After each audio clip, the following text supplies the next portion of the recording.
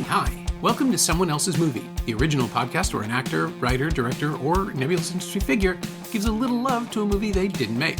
I'm Norm Wilner. I'm an arts programmer and cultural critic in Toronto, and this is the other thing I do. My guest this week is Keeya King, an actor you might know from her appearances on shows like Van Helsing, where she played Violent Van Helsing for 2 seasons, or Yellow Jackets, where she played the young Aquila. She's also had runs on Batwoman and Digstown, and she'll be appearing in the 2nd season of Amazon's Gen V. Keeya's latest film is Guess Who, where she plays a young woman who accompanies her fiancé to the trailer park where he grew up, only to find herself smack in the middle of some very old, very weird grudges. Written by Matt Wells and friends of the podcast, Aaron Martin and Ian Carpenter, it's a clever thriller with some fun performances and more than its share of twists, and it's streaming right now on Hollywood Suite in Canada and Tubi in the US. You should check it out. Keeya chose Lady Bird, Greta Gerwig's solo directorial debut, made almost a decade after Nights and Weekends, which she co-directed with Joe Swanberg. It stars Saoirse Ronan as a Sacramento teenager named Christine, who decides to reinvent herself as the cultured, rebellious ladybird in her senior year of high school, much to the consternation of her parents, played by Laurie Metcalf and Tracy Letts. A critical and commercial hit right out of the gate, Lady Bird was nominated for 5 Oscars: Best Picture, Best Actress for Ronan, Best Supporting Actress for Metcalf, and Best Director and Best Original Screenplay for Gerwig, ultimately putting the director on the road to Little Women and Barbie. So it's an origin story in every sense of the word. This is Someone Else's Movie. I have been obsessed with Greta Gerwig for several years now, but before the Barbie hype, I loved her in Frances Ha. I loved her Lady Bird, obviously, but my favorite is actually Little Women. That movie broke me when I saw it. I saw it in theaters, and it sounds so silly, like Little Women. Oh, it's just it's a story about these sisters, but there's something about the way Greta Gerwig approaches her work and her dialogue that I feel like, I don't know if everybody else feels this way, but I feel like, oh, she sees me. Like she gets what it means to be a young woman with dreams and to also have like society tell you who you're supposed to be. And she just does that really well. So that's why I picked Lady Bird, because Greta Gerwig is my people are probably going to be like, why would she say this? But she's my August Wilson. She's the way she takes the everyday and makes it so simple and so precise is I just deeply appreciate her and her work and the way she writes. Yeah. So that's why I picked Lady Bird. I'm obsessed. It's a fine choice. And everything you just said about how she handled Little Women and the way the push and pull of the drama about who you're supposed to be and what role you're supposed to play. It's the reverse in Lady Bird, right? Because all she wants to do is redefine herself and no one will listen to her. Exactly. Nobody will listen to her, which I think is what childhood is like. You have these strong, or adolescence or teenagehood, whatever. You have all these opinions and people are like, okay, kid, shut up. Just please stop. Like there's bigger problems going on, which is what you see with her mom. Trying to get her back to reality. But I also think that's what's delicious about being a teenager, that there's this sort of selfishness that sort of eventually fizzles out as you get older. But it's who am I? What am I? And that creation, which is why she calls herself Lady Bird. Have you seen it before this chat? Like, did you? Yeah. I saw it at TIFF the year it premiered, so 2017. It was one of those press screenings that they screened in the IMAX room. So it's this overwhelming emotional experience, this gargantuan version of everything that's going on. And there's so many close-ups that you start to really, at that scale, Saoirse Ronan is just like, her eyes are a different shade of every color in the world by the end of it, when that's dominating your field of vision. But I remember it feeling like it was appropriate to the scale of the emotions, because that's the thing everybody forgets about teenagehood in movies, is that when you're a teenager, you are not poised and perfect and eloquent and articulate. You think you are, right? Mm-hmm. I mean, I certainly thought I was, but then you look back and it's like, oh my God, no. And the thing about Lady Bird that really worked for me is the film understands that Christine is going to get past this. It's almost like we're watching her autobiography. And I talked to Gerwig at the time. I've met her a few times over the years, and she is just this really sort of instantly intuitive, emotional storyteller that she can see her way into the center of every drama that she's dealing with. And I think that's why she's perfect for Little Women, because she can get each character as opposed to just hanging it all on Joe and pushing it through. Like there's a reason Florence Pugh was the breakout star there, right? Right. She's given just as much space as the ostensible lead. But with Lady Bird, I actually pulled this up because I think it's a great quote. I found my interview with her and I just yanked it up because she had made a movie. She'd co-directed a film in 2008 called Nights and Weekends with Joe Swanberg. And the two of them play a couple that are kind of coming apart after a long time apart. Their long distance relationship isn't working. And so it's about them getting together when they can and just slowly realizing that it's ending. And she said that was more of an all hands on deck thing, that she was sharing every aspect of the movie, including the acting and the directing, with everybody else who was involved because it was such a small production. And then that's the thing I think she's kept as a director. She'll constantly involve everyone around her. And not just, I mean, you can see it in Barbie too, right? This massive production that still manages to distinguish all of its characters, even if they're only on screen for 2 seconds. I think that's what's so special about her, is that she gives every single character attention and doesn't. This is also what I really love about Greta Gerwig, is that she doesn't take any moment and any character for granted, especially in Lady Bird, where you sort of see, like, you get pieces of the mother and the father and like their struggles as well. So it's not just about Lady Bird, but it's also about her parents and their struggle. But sorry to interrupt you, but the her interview. Oh, well, no, that was really basically it. Just the idea that the value of her directorial approach is that she doesn't take charge. She'll take control, but she won't steamroll people and just let them figure it out. And she said it was, what was it here? When she was on set and directing, it felt like the moment in The Karate Kid where he realizes he knows karate because he'd been waxing cars. And it's like, it's a muscle memory that you train yourself by being on the other side of the camera to understanding what the person behind the camera needs. And so you become a more sympathetic director, more collaborative, because you know everybody out there feels alone on the other side of the camera, and they need you to steer it. Yeah, it's so true. It definitely feels like she has this sort of intuitive, warm, guiding hand with her actors.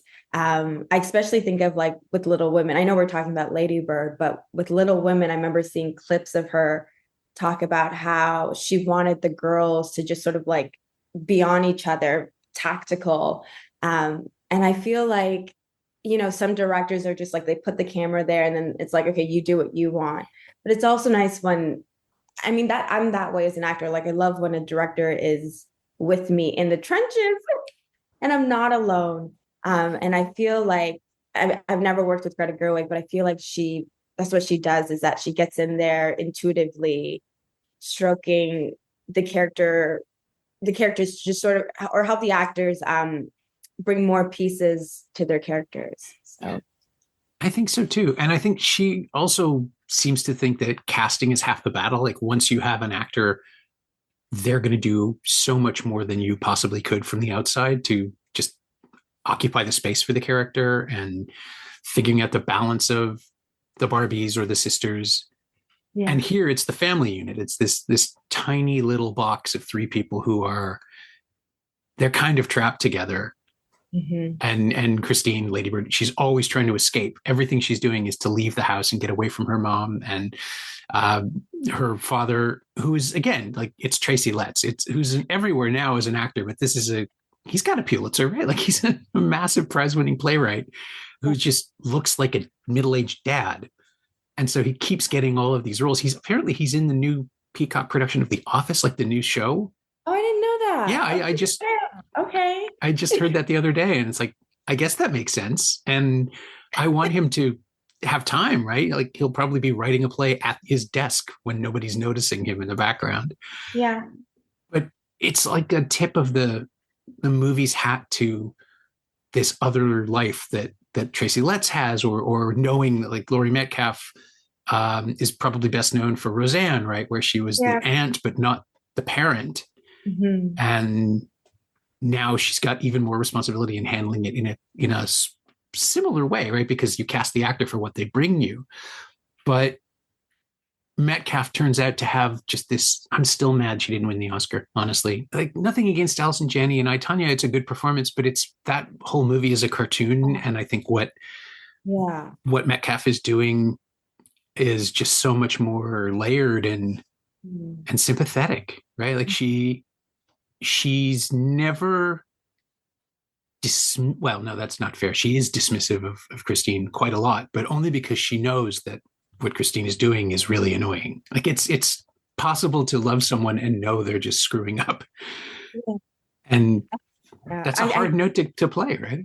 No, I thought, and that's the thing, I loved her in Lady Bird. I also loved I, Tanya as well on the way out. Okay, but back to Lady Bird. Sure. I feel like the way Laurie played Lady Bird's mother was just so subtle and so raw.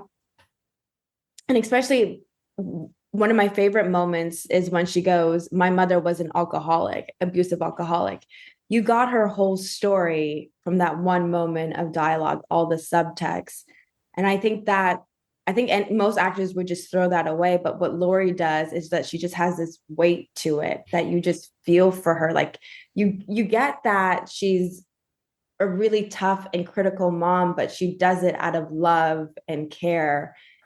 And also it's all that she knows. Like and she's trying to be better than her mother, or she thinks she's trying to be better than her mother. And you just it makes her so much more likable. And not that that's even something we should consider, like whether women are likable or not, but you just feel for her. Like, you get that this is a woman who has gone through so much and she's just trying to do the best for her teenager.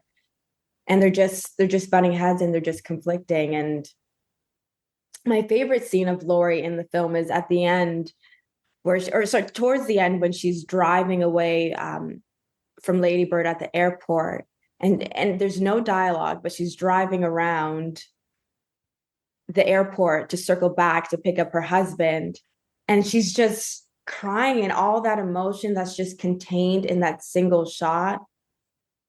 Yeah, she deserved the Oscar. She did. She definitely deserved the Oscar. Yeah. Yeah. Sometimes I wonder if Greta Gerwig had kept the original title, which was Mothers and Daughters, if maybe that would have helped. Like, there was a perception that it really is just as much Marion's story as it is Christine's. Yeah. I didn't know that she did that. I didn't know that it was, but that's what I feel like what the film is essentially about. I know people talk about, oh, it's a coming of age, but I feel like it's a story essentially about a mother and daughter who are struggling to truly see eye to eye. Oh, yeah.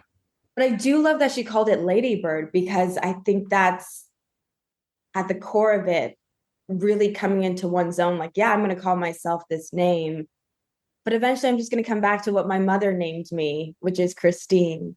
But that's the joy of the journey. You go out, you try to do your own crazy thing, and you're like, oh, what my parents gave me was exactly what I needed, and I'm grateful for it.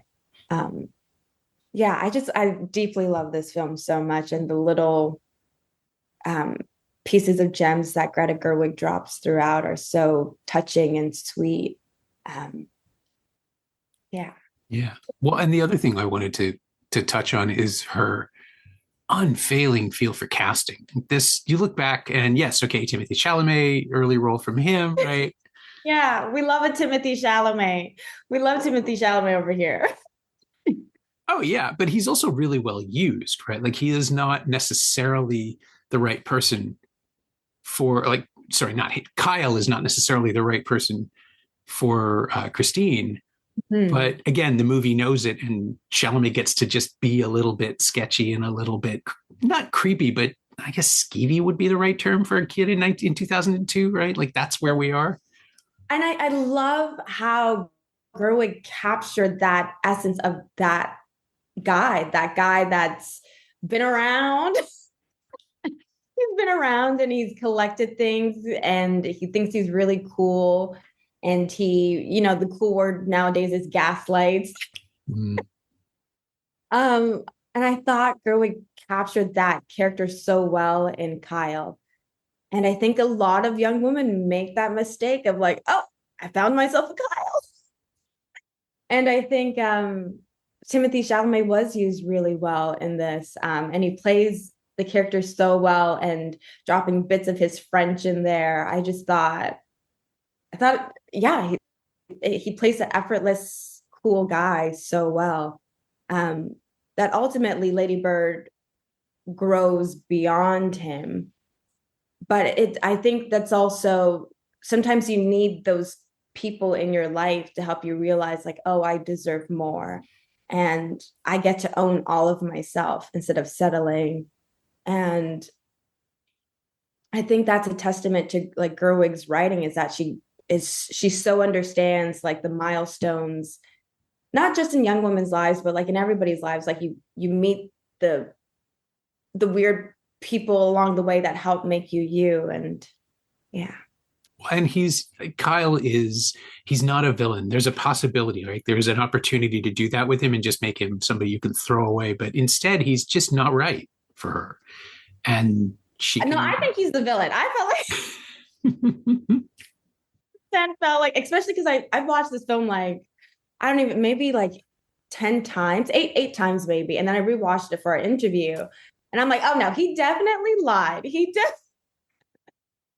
So I think no, I'm joking. But to me, he's the villain.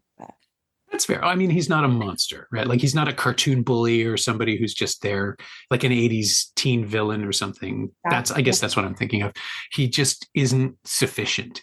And Christine can figure this out without sustaining real damage, right? Like it's a teenage experience like millions of other teenage experiences. It doesn't have to be so outsized that it takes over the movie. Right. And it's just an incident that when you look back on, it's like, oh yeah, that guy, he was kind of a jerk. And then you just don't think about him again and she'll move on and be happier for it. Yeah. I think that's something Gerwig does really well in this film is that she takes people and she makes them so real and authentic that you just root for them regardless of the obstacles that they're going through or the way the certain choices and actions that they make. Like a lot of coming of age films, the teenagers look really perfect and really pristine, especially nowadays with the TikTok and Instagram and whatever. Everybody looks so perfect. And I think what Gerwig does so well is just making everybody just messy and so true to life. Like you see the acne, you see the bad dye jobs. And I think that's what makes this film so special is that it just feels really real and honest.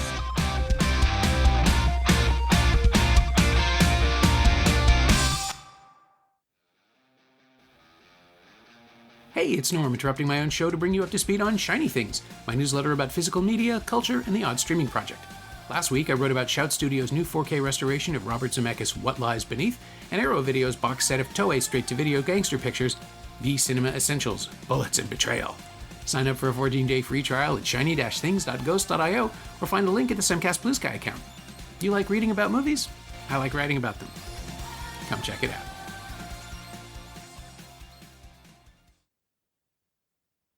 It's also a weird way to capture the post 9/11 American period, right? Like it's in there. It's constantly, you're a little younger, but it was everywhere for a couple of years. It was impossible to get away from the patriotism and the sort of fake posturing that was going on. There was a war happening around America, but if you were there, I was in New York a few times around 2002, 2003, and it was eerie how little it actually impacted people's lives, except everybody was talking about it all the time. And this movie really captures that sense that this thing has happened. No one is dealing with it. It's coming out in all kinds of weird ways, in anger and in patriotic displays. Like you just know there was an assembly a week before the movie started where everybody celebrated an anniversary. And it doesn't feel like a period piece, except that there are no smartphones and the cars are older, right? Like it is really an incredibly contemporary movie about 20 years ago now. But at the time, it was almost jarring to think, other than, okay, the clothes are a little different, but how much further America is now. And then, of course, it was made in 2017, and Trump was probably, well, it was shot in 2016, and Trump was on his way to becoming president. And so it feels like a reactionary, like a warning shot about what America was and could be again. And now here we are, Trump is president again. The movie still feels incredibly contemporary that way. It does. It does feel deeply contemporary. It does. And part of it is probably just that the core issues don't change. Like, American children are rebellious in a way that most other, maybe a couple of French kids are rebellious in the same way. But there's a really specific type of aggression to Christine's rebellion against her parents that I associate with Americans, even more so than Canadians. It's just that sense of, I am going to stand up for who I think I am, and I will not stop. I will just not stop telling you how important and different I am, because I'm 17 and I just don't know how the world works yet.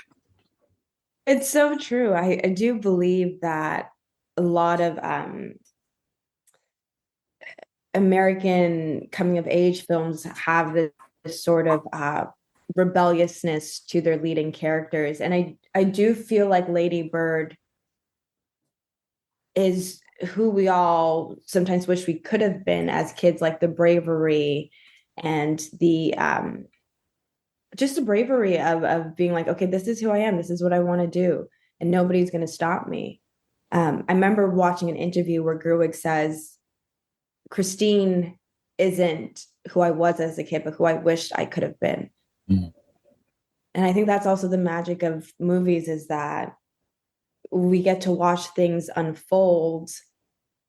That's not necessarily our circumstances, but we get to live through those characters. And I think that's the beauty of Christine's journey, as well, as that she learns to just, even though she's brave and she's rebellious, she also learns to sort of take in other people, like what we saw with like her first boyfriend, realizing that his queerness is something to accept and not like an attack to her. Yeah. And she also eventually learns to accept her mom and have gratitude for that. Yeah,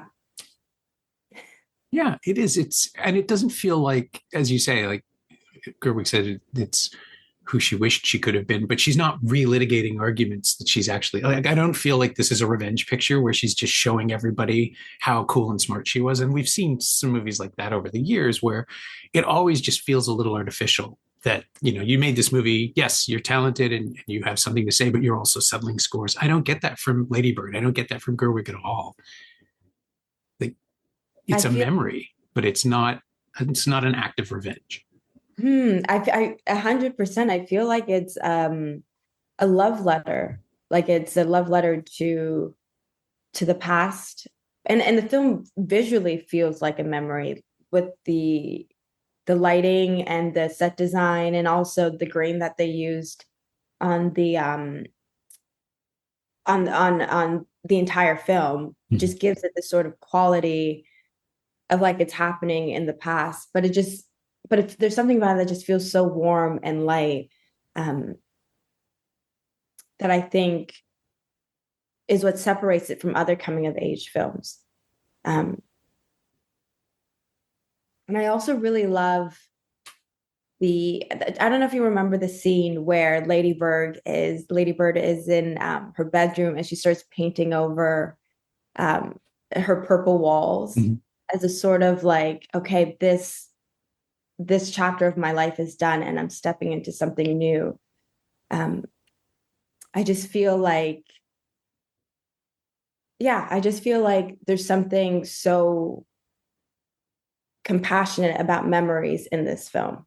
So it's so caring and nurturing to like the past and loving the past. Yeah. Well, and that painting scene you mentioned, it didn't even occur to me until just now. It's one of the few times that we get to watch her in silence. Like, she just exists and thinks in that scene. She's not making a speech about what she's doing, because that's part of her. I do love that Christine cannot stop telling people her inner monologue. It just keeps leaking out. This is how this is how I feel right now. This is what I Yeah. need to tell you. And she's actually declaratively saying those things rather than just doing Yeah. anything.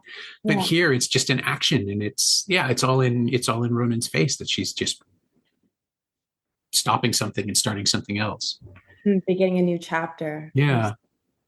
And we haven't even mentioned Beanie Feldstein yet, who is so important, right? Like as a sounding board and as a foil, but also her reactions are so wonderfully calibrated to bounce off, to for us to see that other people don't see Christine or Lady Bird the same way that Lady Bird sees herself. Like even her best friend isn't sure about some of this stuff and isn't 100% supportive. She's like 90%, maybe 85 on a good Yeah. day, 95.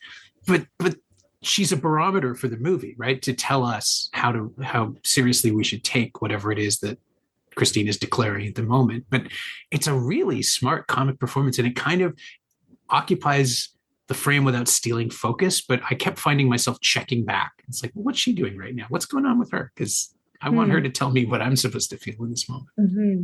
No, I agree. I love going back to what you were talking about casting. I love that they casted Beanie Feldstein, because I think she has this sort of innocence and lightness to her that's so enjoyable to watch. And especially because Christine, Lady Bird, is such a intense, aggressive character. They really just mesh so well together.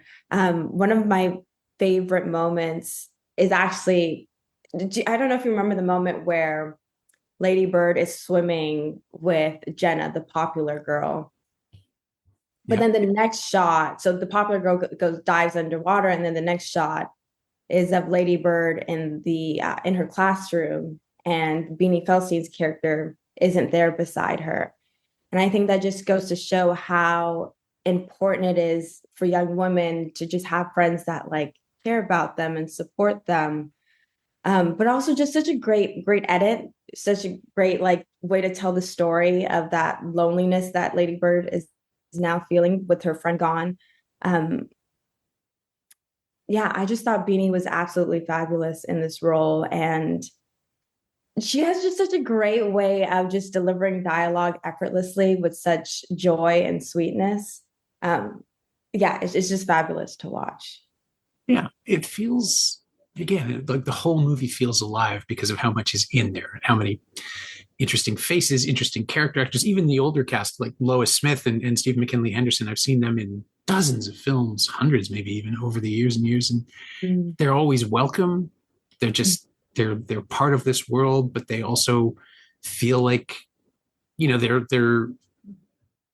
they're living lives that we don't get to see, that there's stuff that they brought in and that they'll take out of the scene with them that just isn't, it's somebody else's thing. It's not pertinent to Christine, but the film doesn't dismiss them as, oh, this person had this thing to do and left. Like there's a sense of, again, like there's life going on all over this film.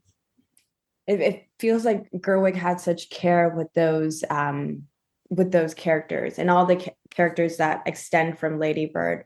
Like she just doesn't dismiss them, but she fills in just really relatable gaps. Like, because what he was going through was depression, and then Lois Smith's character just supporting Lady Bird with so much love and like contrasting to her mother, I thought was fabulous. Like Lois Smith's character was the only one that took Lady Bird seriously throughout the entire film and looked at her as a peer, like one-on-one.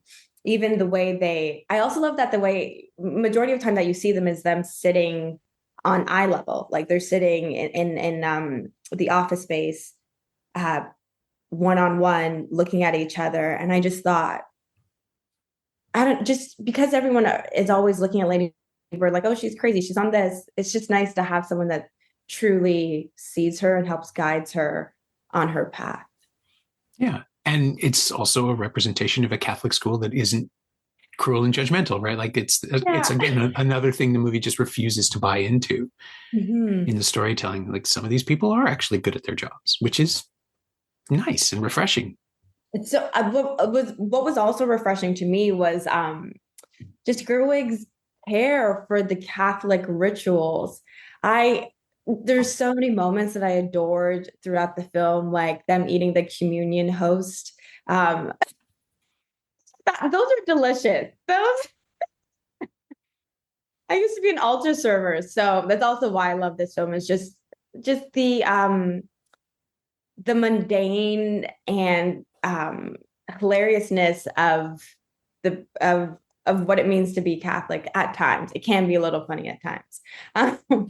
And I thought Gerwig did that so well. And the way, and Saoirse Ronan, apparently, I think she's Irish Catholic, the way she just portrayed how, as a kid, just how boring it is. Like, I remember having to go to school, and we would leave school and go to church for whatever reason, whatever was the event, Ash Wednesday or whatever. But you're just, as a kid, you're so bored. You're like, I actually just want to go back to the classroom. And I thought Saoirse Ronan like did that so well. Just her, can we get this over with, please? Anyways, I thought it was such a delight to see Gerwig bring those Catholic pieces to life, and how it felt like its own character at times. It was such a joy to watch. Yeah, and also given how structured so much of religious ceremony is, it's another thing for Christine to rebel against, right? Like, you're, whether or not, and that's what I meant about the casting, like eventually you realize they have some pretty valid points to make about what she should be doing with her life. But I was on her side right away because, well, obviously these guys don't know anything. They're cloistered in this little world. And it's like, oh, I see. She's not necessarily bang on about all of this stuff. Sometimes you are just rebelling because that's what you feel like you should be doing. Right, exactly. That's so true. It's sometimes her rebellion felt very like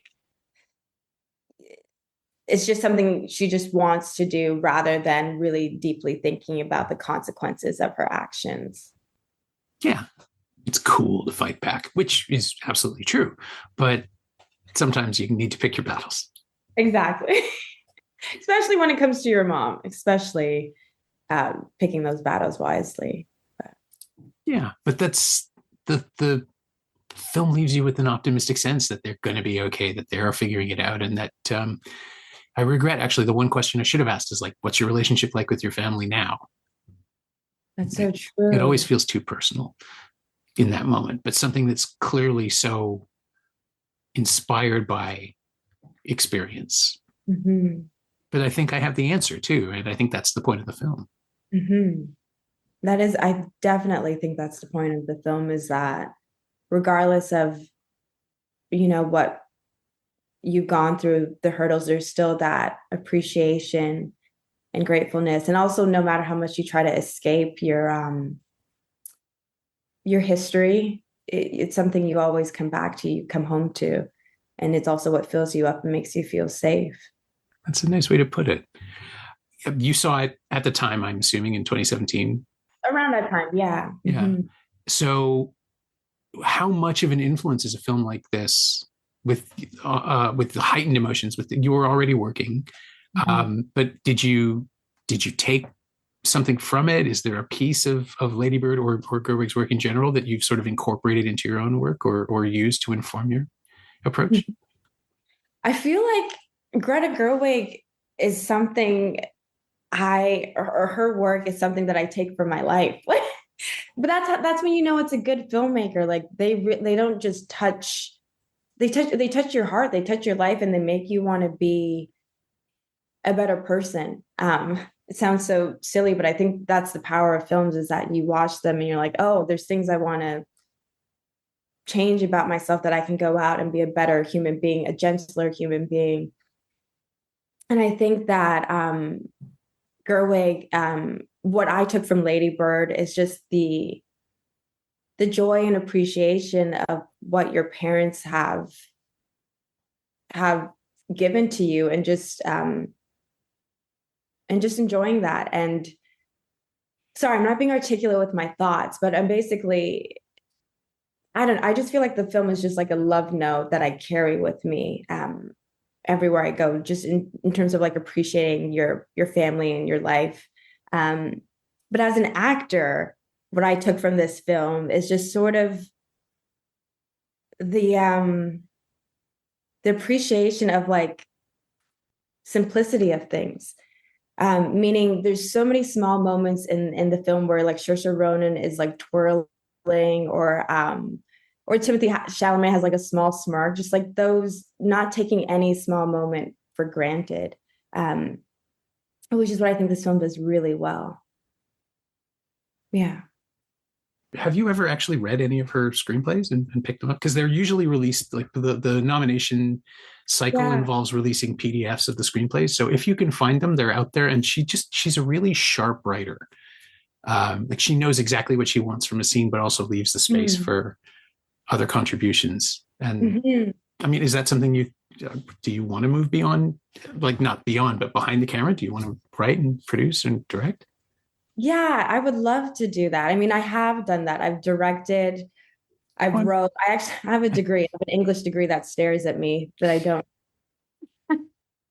And that's probably why I love Jo March so much. It is just, she's a writer, and also why I love Lady Bird. There's always coming back to these young writers. So I do, I've done it, but I would love to do it on a much larger scale. But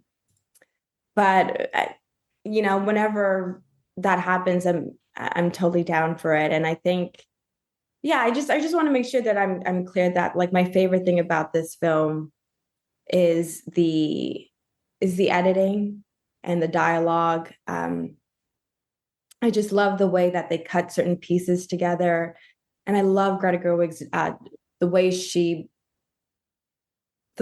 just makes just her subtext and everything that she does is just so delicious to watch. But yeah, I'm just in love with this film and everything. Greta, I haven't read her work. I've read Oppenheimer. I read that, and that was like a thrill to read, just to see how Christopher Nolan sort of placed everything out. But no, I definitely need to get on Gerwig reading her screenplays. My thanks to Keeya King, who you can see in the new thriller Guess Who, streaming on Hollywood Suite in Canada and Tubi in the US right now. Thanks also to Alia Stationwalla. She knows what she did. You can find Keeya on Instagram at Keeya King, all one word, and you can find Lady Bird on Blu-ray and DVD from Lionsgate in the US and Elevation Pictures in Canada, and streaming on Netflix in Canada and Max, Canopy, and Plex in the US. It's also available to rent or buy on various VOD services across North America. You can find me on Blue Sky at Norm Wilner, and you can find this podcast there at Semcast, SEMcast, and on the web at someoneelsesmovie.com. The first year of the show is still available for just $20 at payhip.com/Semcast. That's the first 52 episodes of Someone Else's Movie, 41 of which aren't currently available anywhere else. And check out my newsletter, Shiny Things, at shiny-things.ghost.io. I think you'll enjoy it. Our theme song is by The Last Year. If you like it, or the show in general, please say so. Leave a review wherever you've been listening. Every little bit helps. It truly does. And check out the other shows on the Frequency Podcast Network while you're doing that. Stay safe. Watch movies. Get the new booster as soon as you can. You know what? Get all the boosters. It's looking like that kind of year. I'll see you next week.